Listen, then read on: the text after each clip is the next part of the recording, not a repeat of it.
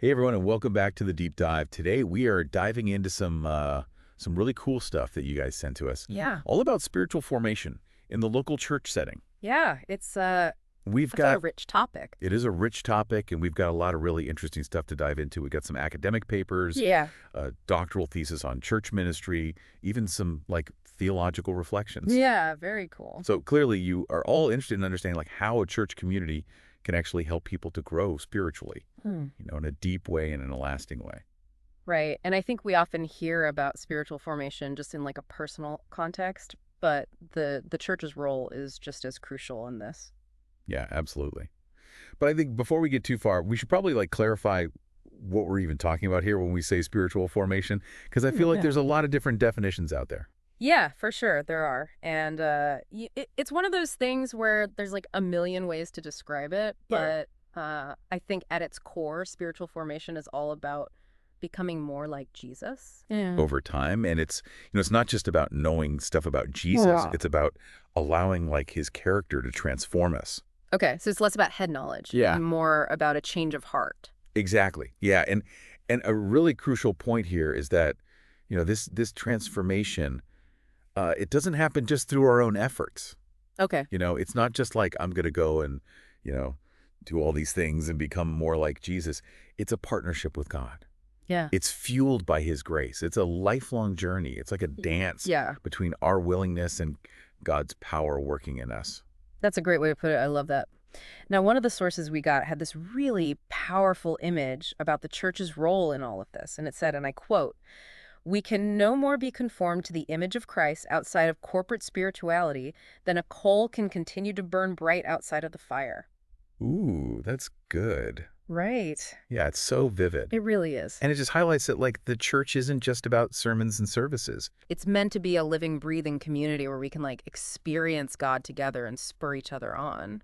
Yeah, I've definitely experienced that firsthand, like how encouraging it is to have other Christians kind of walking alongside you. Hmm. You're less likely to like give up on spiritual disciplines like prayer or Bible reading when you've got other people to support you and encourage you. That's so true. Yeah. And that's where the church can provide so much more than just, sitting in a pew on a Sunday morning listening to a sermon. Right. It can actually offer these intentional programs Okay. for spiritual growth, like mentoring relationships, Hmm. having someone come alongside you and pour into you. Yeah. One of the sources actually recommends the book One to One Oh, yeah. as a practical guide for this. I've heard really good things about that book.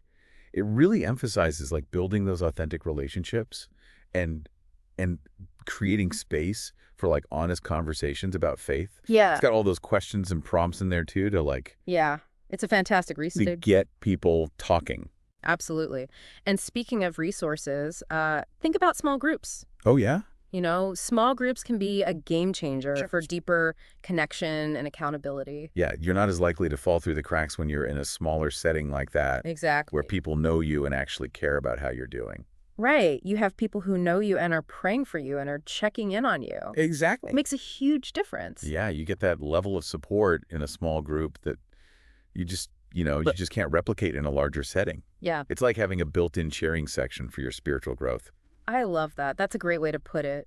And, one of the research papers actually highlighted a pastor who found a really creative way to weave spiritual formation into the life of his church. Oh, interesting. He's actually incorporating traditional practices of his Naga congregation, Oh, okay. things like the Feast of Merits. Okay. I'm not familiar with that. What is that? It's a beautiful example of like contextualizing spiritual formation. Okay. So the Feast of Merits is a Naga tradition. Okay. Where people publicly acknowledge their failures and shortcomings, Okay. and then they receive forgiveness and encouragement from the community. Wow. And this pastor was like, wait a minute, this is a powerful tool for spiritual growth. Yeah. We can incorporate this into the church's life. So he's taking something that's already meaningful to the people he's ministering to Exact. and giving it like a spiritual dimension. Yes, and it shows that, spiritual formation doesn't have to be a one-size-fits-all approach. We Right. can draw from our own, cultures and backgrounds and Yeah, it doesn't have to look the same everywhere. Right. It can be adapted. totally. And this example also emphasizes like the importance of shared experiences in spiritual formation. Yeah. We grow not just through individual disciplines, Mhm. but also through these communal practices Yeah. that bind us together and help us experience God's grace in these really tangible ways. Yeah, it's like that verse in Hebrews that talks about not giving up meeting together. We need that shared space to Yeah. encourage each other and spur each other on in our faith. Absolutely. And another powerful tool that churches can utilize is the power of story. Oh yeah, stories are so powerful. Right. One of the academic papers highlighted how impactful it can be for people to hear like real life stories of faith, Yeah. especially in cultures that really value oral tradition. Mm-hmm. Stories have this way of connecting with us emotionally Right. and making these abstract concepts, about God and faith more concrete and real.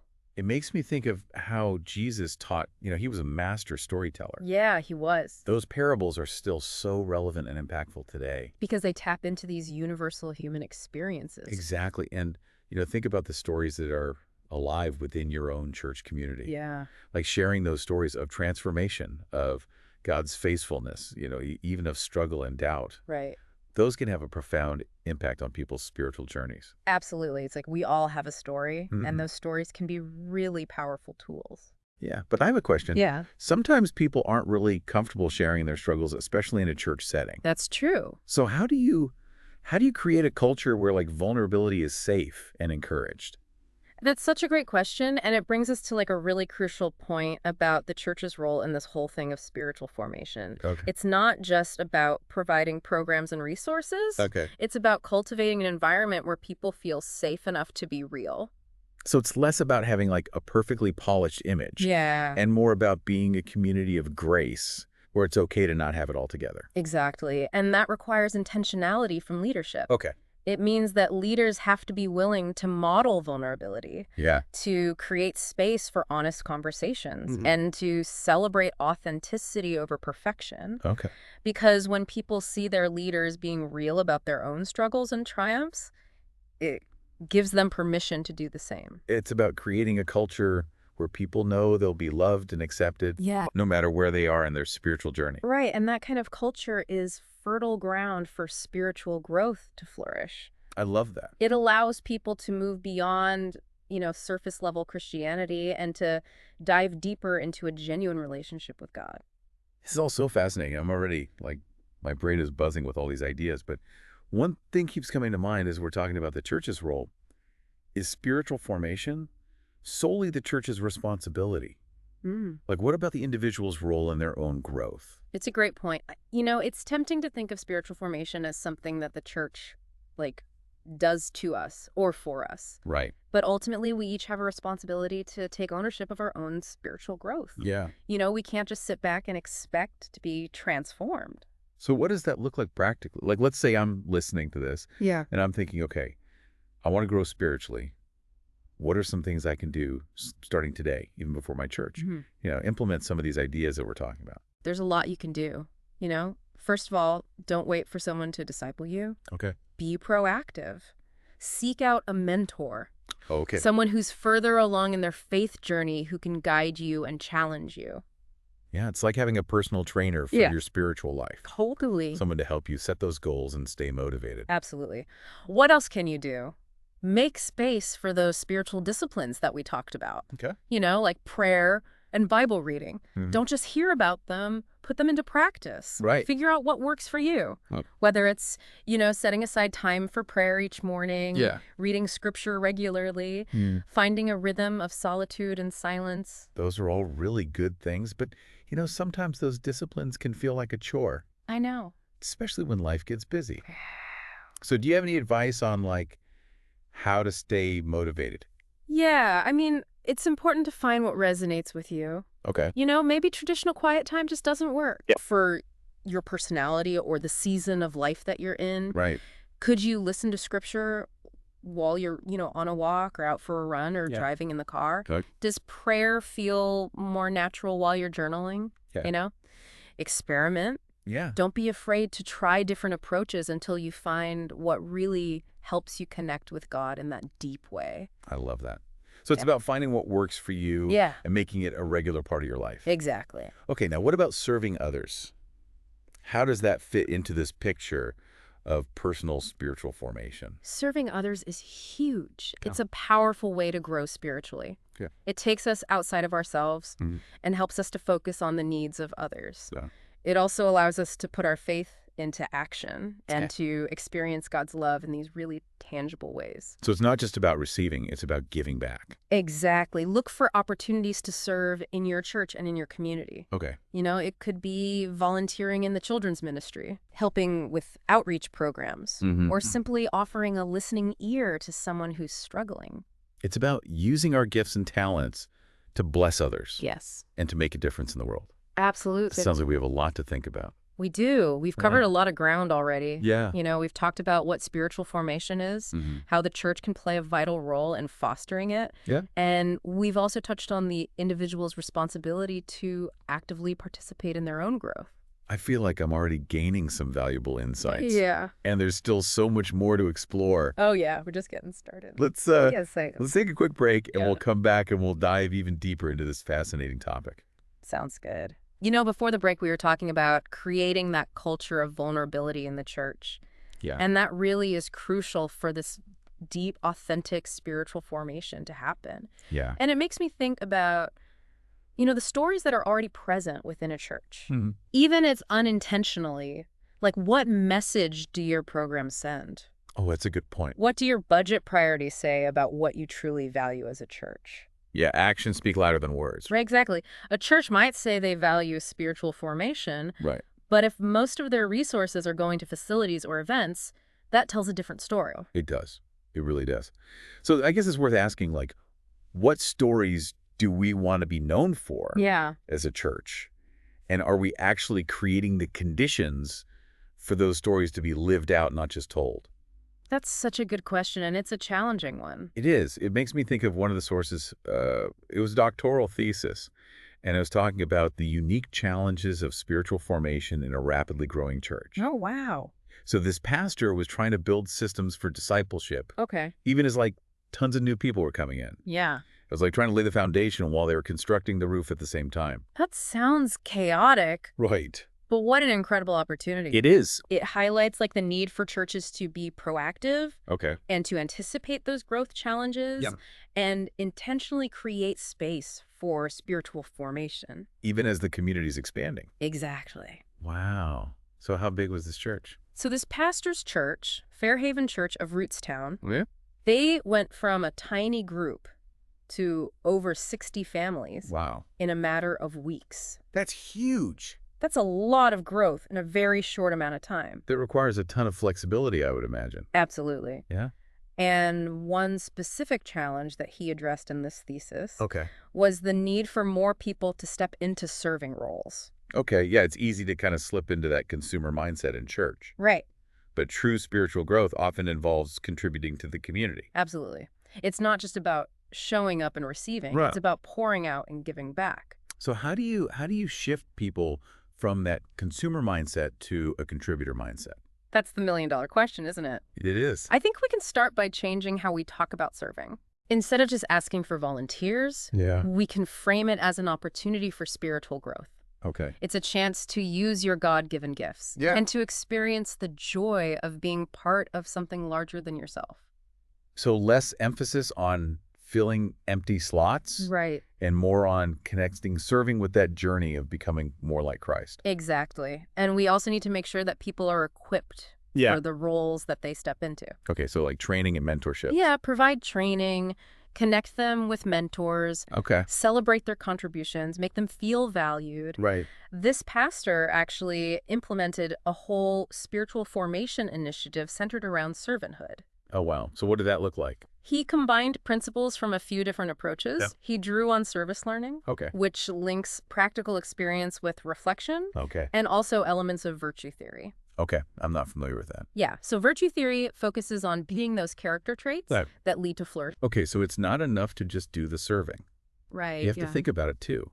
You got it. Reflect on how serving is shaping you, how it's deepening your understanding of God's love, how it compels you to love others. Exactly. That's the heart of it. Yeah. He even designed a multi-week program Okay. that combines sermons, small group discussions, Yeah. and hands-on service opportunities. Wow. So it's really like a holistic approach. Yes, and those service opportunities weren't random. Oh, They were directly tied to the themes that were being okay. explored in the sermons and the discussions. That's really cool. So you're taking that head knowledge and you're putting it into practice in a really tangible way. Exactly. I love Yeah. that. What were the results? The results were really impressive. Okay. Not only did more people start serving, Okay. but the participants actually developed a much deeper understanding of the connection between service Yeah. and their own spiritual growth. So it's a win-win. It's a win-win. It's a beautiful example of how intentionally weaving service into the fabric of church life can create this ripple effect Yeah. that benefits individuals and the entire community. It's a powerful reminder that spiritual formation isn't just about inward piety. Right. It's about becoming more like Jesus, Yes. who came not to be served, Yes. but to serve. Exactly. Speaking of that journey of becoming more like Jesus, Okay. one of the sources pointed out a common pitfall Okay. in how we talk about spiritual growth. Okay. What's that? We often fixate on the end goal Okay. without paying enough attention to the process. Ooh, I've definitely fallen into that trap. Yeah, me too. It's so easy to get caught up in this idea of Yeah. what a mature Christian should look like. Right. And then you get discouraged when you don't measure up. Exactly. Yeah. And that's why this source, a book called Invitation to a Journey, Okay. emphasizes that spiritual formation is more about the journey than the destination. I love that. It's about trusting God's guidance, Mhm. taking one step at a time, Yeah. and embracing the process, Okay. which is often messy, Yeah. sometimes beautiful, Right. but always transformative, It's like any worthwhile journey. right? There's going to be those mountaintop moments, but Yeah. there's also going to be valleys and detours Absolutely. and times when you just feel like you're trudging along. And we need to create space for people to be where they are in their faith journeys Right. without judgment Right. or comparison. The church should be a place where people feel safe Okay. to acknowledge their struggles, Mhm. to celebrate their victories, and to Yeah. receive support no matter what stage they're in. Yeah. It's like a parent cheering on their child as they learn to walk. Yes. You don't shame them for stumbling. You celebrate each step they take. I love that image. And we need that same kind of grace Yes. and encouragement in the church. Absolutely.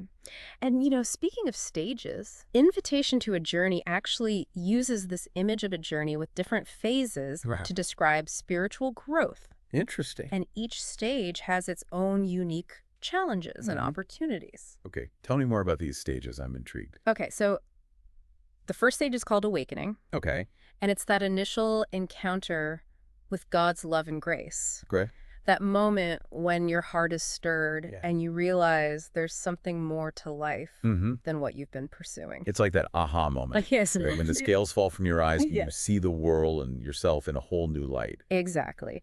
And that awakening often leads to a period of purgation, Purgation. Okay. where you begin to let go of things that have been holding you back, Okay. habits and patterns that no longer serve you. So it's like a spiritual detox. It is. Cleaning out the clutter to make space for God to work. Exactly. And as we surrender to that purging process, Okay. we enter into a phase of illumination where we Yeah. see God's truth more clearly and experience his presence in deeper ways. The fog starts to lift. Yes. And we can see the path ahead more clearly. Exactly. That's encouraging. It is. And that clarity leads to a greater desire for union with God, Okay. a longing for intimacy and oneness with him. This is starting to sound like a love story. It is. It's a journey of falling more and more in love with God. That's beautiful. And as that love deepens, it naturally overflows Right. into a desire to serve others, Yeah, which is the stage of service. that makes sense. The more we experience God's love, the more we want to share it with the world. Right. It's Yeah. like we can't keep it to ourselves. Exactly. And then finally, we reach a stage of conformity, Okay. where we become more and more like Jesus in our character and actions. So the journey never really ends, does it? It doesn't. We're constantly being transformed, We are. growing closer to God, Mhm. and reflecting his image more fully. That's the beauty of it. It is an ongoing adventure Yes. of discovery and transformation. And the best part is that we get to experience it together Yeah. as a community of faith. That's really cool. I love that framework. It's Woohoo. so helpful. It It is. reminds me that, everybody's on a different part of the journey. Right. And that's okay. Yes. We need to be patient with ourselves and with others. Absolutely. And speaking of patience, Okay. one of the papers talked about the importance of grace-infused practices Okay. in spiritual formation. What does that mean? It's a beautiful way to describe how spiritual growth isn't about striving Okay. or earning God's favor. Okay. It's about surrendering to his grace and allowing him to work in and through us. I love that phrase, grace-infused practices. It's so good. It takes the pressure off. It does. It's not about checking things off a to-do list. Right. It's about cultivating a posture of receptivity to God's grace. Exactly. So instead of beating yourself up Yeah. for not being good enough, Right. you can approach these spiritual practices with open hands, Sure. ready to receive whatever God wants to give you. I love that. So it's really shifting our mindset Yes, from striving to surrender. it is. That's powerful. And those grace-infused practices could be anything, Okay. from prayer to scripture reading to solitude to serving others. Yeah. It's about choosing practices that help you connect with God Mhm. and open yourself to his transforming power. I'm starting to see that spiritual formation isn't just about individual disciplines. It's about this beautiful interplay between personal responsibility Yeah, and the support of a loving community. you fit the nail on the head. It's both hand, Okay. not either. Okay. We need those individual disciplines, Yeah. but we also need the encouragement, the accountability, Yeah. the shared wisdom Yeah. that comes from walking this journey together. Yeah. We're not meant to do this alone. We're not. The church can play such a vital role in creating an environment where people feel loved and supported Yes. and empowered to grow. Absolutely. And that brings us back to the importance of intentionality, Yeah. both on the part of the church and the individual. Yeah. We can't just hope that spiritual formation will happen. Right. We need to be proactive in creating the conditions for it to flourish. So we need to be asking ourselves, like, how can we weave spiritual formation into the very fabric of our church communities? Yes. How can we equip people to take ownership of their spiritual growth? That's a good one. How can we create that culture of vulnerability and grace where transformation can really take root? Those are the questions. They are important questions for all of us to be wrestling with, Yeah. whether we're pastors or church leaders or just everyday Christians seeking to deepen our faith. Absolutely. This deep dive has given me so much to think about. Me too. I'm already starting to see new possibilities Yeah, for how my own church can become a more intentional incubator for spiritual growth. that's awesome. I love that. And it brings us to a final thought-provoking question for you and all our listeners to consider. Hit us with it. What unique challenges and opportunities do you see for cultivating spiritual growth in your specific context? Yeah, that is a great question, isn't it? It is. It really gets to the heart of why we're doing this deep dive in the first place. You know, it's not just about gaining like theoretical knowledge about spiritual formation. Right. It's about figuring out how to actually put these principles into practice. Yeah, in our own unique context. Exactly, because what works in one church might not work in another, right? Absolutely. We need to be sensitive to the specific needs and challenges and opportunities Yeah, the context. present in our own communities. Like it's like gardening. Oh, I like that. You wouldn't plant the same things in a desert as you would in a rainforest. True. You have to pay attention to the soil, the climate, the specific conditions of your environment. I love that analogy. So- and it brings to mind like a key insight that emerged from several of these sources. Okay. Spiritual formation isn't about adding more programs or activities. Yeah. For a Right. church's already packed calendar. Yeah, we're all busy enough as it is. Exactly. It's about cultivating a culture, an ethos, where spiritual growth is woven into the very fabric of the community. So it's less about doing more Yes. and more about being more intentional with what we're already doing. Exactly. It's about asking ourselves, how does everything we do, Yeah. from our worship services to our small groups to our outreach programs, how does it all contribute to the spiritual formation of our people? That's a great question to ask. It helps us evaluate whether our actions are actually aligned with our values. Right. And it prevents us from just going through the motions without really considering the impact that we're having. Exactly. And one of the, essential threads that makes up that fabric of a spiritually forming culture is intentionality. Yes. Like it's about making those conscious choices that prioritize spiritual growth both individually and collectively. Yeah. Can you give me some examples of what that might look like in practice? Sure. So it could be as simple as choosing hymns and worship songs that focus on the attributes of God Okay. and encourage reflection.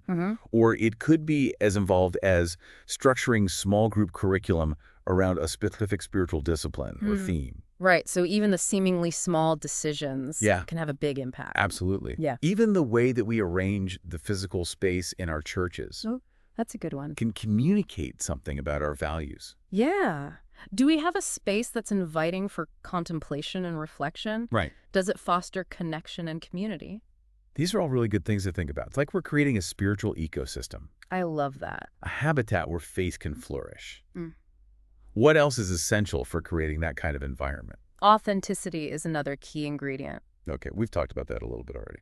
Right, we talked about creating space for vulnerability, Yeah. but it goes beyond that. Mhm. It's about fostering a culture where people feel safe to be real, Yeah. to share their doubts and their struggles without fear of judgment. Because let's face it, none of us have it all figured out. No. We're all works in progress. We are, and when we pretend otherwise, Right. we create a barrier to true spiritual growth. Yeah, it's like putting on a mask.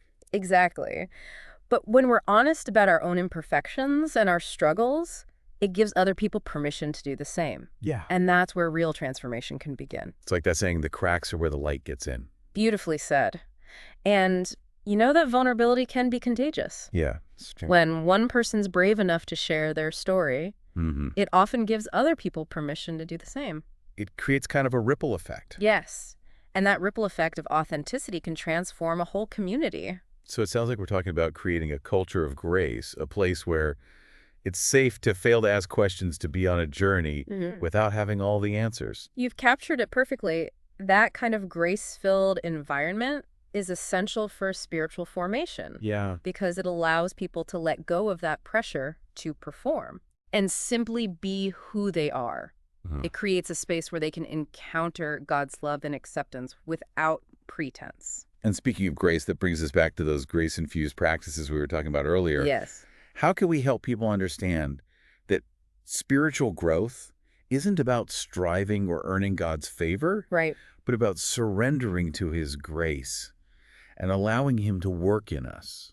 That is such a crucial point. Yeah. And it's something that we need to emphasize constantly. Okay, so how do we do that? Well, one way is to model that grace ourselves, Okay. both in our leadership and in our interactions with others. Great. When people see that we're not perfect, that we're also on a journey, Yeah. it helps them let go of that need to be perfect themselves. So it's not just about teaching about grace, it's about embodying it.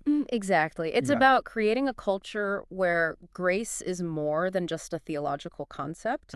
It's the air we breathe. I love that. That's beautiful. That's about, spiritual formation. It's not just a program or a curriculum. Yeah. It's an atmosphere, a way of being. You've Yeah. said that perfectly. Yeah.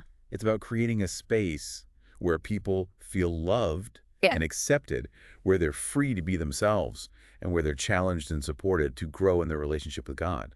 That's it. Wow, this has been such an eye-opening conversation. I feel like I've gained so much more than just information. I've gained like a vision for what's possible.